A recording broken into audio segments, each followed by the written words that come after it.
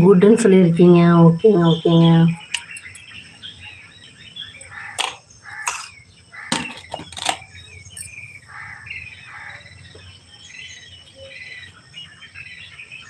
Dubai.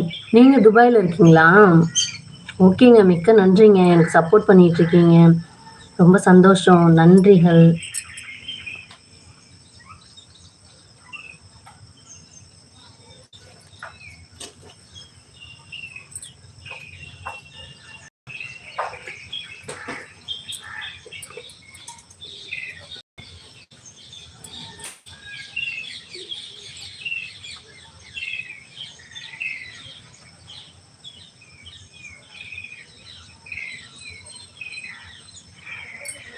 நீங்கள் தான் என்னுடைய வீடியோவை பார்ப்பதே கிடையாது. துபாய் நாட்டை சுற்றி பார்ப்பது.